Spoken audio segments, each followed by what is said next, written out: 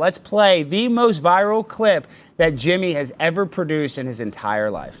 We all had these key fobs that gave us 24/7 access to the Patriots facility there in Foxborough. And like during the offseason, Gronk would go out all night with his boys in Boston, stay up till 3, 4 in the morning, whatever it was, and have his crew drop him off at the Patriots facility. And he would like stagger into the Patriots locker room, key fob in, and go pass out on the training tables in the Patriots training room.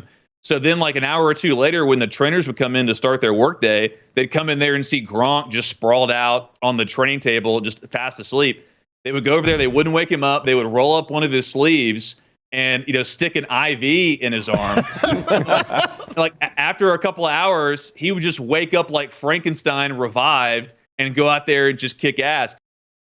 Now, this is what bugs me. All the people that are saying this is fake, now every other... It was one guy. It was Edelman. Yeah, Edelman said it, but I'm saying... Patrick Chung. Okay, well, Patrick Chung. Let's calm down, Jimmy. I'm saying every new fad is that in Vegas, if you drive down the street, it's like, we'll come give you an IV for a hangover. You know what I'm saying? That's the new...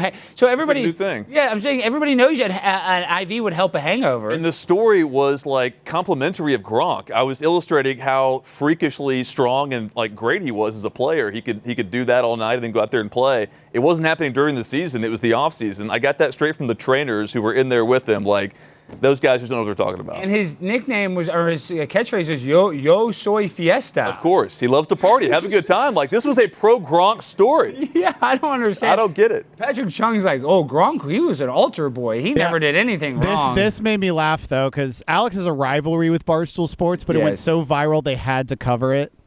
They hate me. Yeah, so I had Jerry defending me, though. Like, there were some Barstool guys who were defending Jersey me. Jerry? Jersey Jerry. Jerry. I love Jersey Jerry. He's hilarious. So he was on your side. Yeah, there were a lot of guys. Like the story, like, it rings true. Like, there's nothing untrue about it. I know, and I know Fox News covered it. Jimmy, what was other? Outkick covered it. Barstool covered it. I know But the headlines made it seem like I was attacking Gronk, and I think they were defending him. They probably didn't read the article or see the clip. So. That's exactly right. They didn't watch it. Well, let's show the Julian Edelman tweet. Okay. We'll get that up in a second. Yeah, they didn't read the article, and like in the headline, it was clickbait. It was like I was ripping Gronk. Like, no, I was illustrating how great the guy was. Okay, look at this. This is Edelman quote tweeting Fox News. Story is BS. Everyone wants to paint Gronk as a party animal. He paints himself as a party animal. What? That's his whole identity. That's a lie. His first sentence is a lie. Everyone wants to paint Gronk as a party animal. He has like a Gronk fiesta, right? Don't they have a Gronk party where they get wasted every year? So, I mean... And the second part is true. Like, Gronk was an unbelievable teammate. Like, he worked his ass off, but, like, he liked to have a good time. Like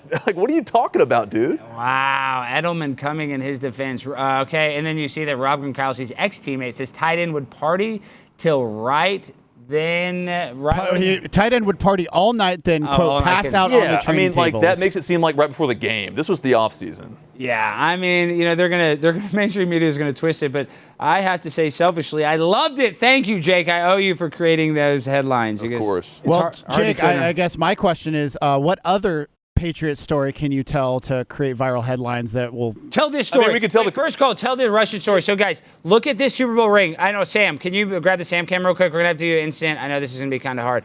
This is extreme close-up, autofocus. This is an official Patriots Super Bowl ring. These diamonds are not in the middle of the mall cubic zirconians. These are real diamonds, quality grade tested, and I did test it, and they did pass. And yeah, so when I go broke, I can hawk that thing and still have some money. Yeah, if you can leave here with it. No, but so tell the story. Little known story that Vladimir Putin, Vladimir Zelensky's best friend, has a ring similar to that. So tell us the story. He does. Okay, so after the Patriots' second Super Bowl, this is back in the Bush administration. Bush and Robert Kraft were good friends. I think he was a donor.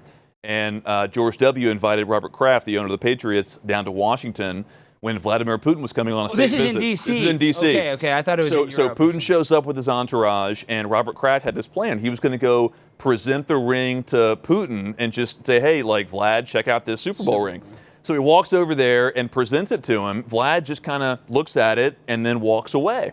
And so Kraft's thinking like, okay, well, I guess he's going to show it to some of his Kremlin buddies or whatever. And then he looks over, there's commotion. He's getting swept away by his entourage, and he leaves with the ring. So the next day, Kraft calls the president and says, hey, Mr. President, like, I got a situation. Vladimir Putin stole my Super Bowl ring.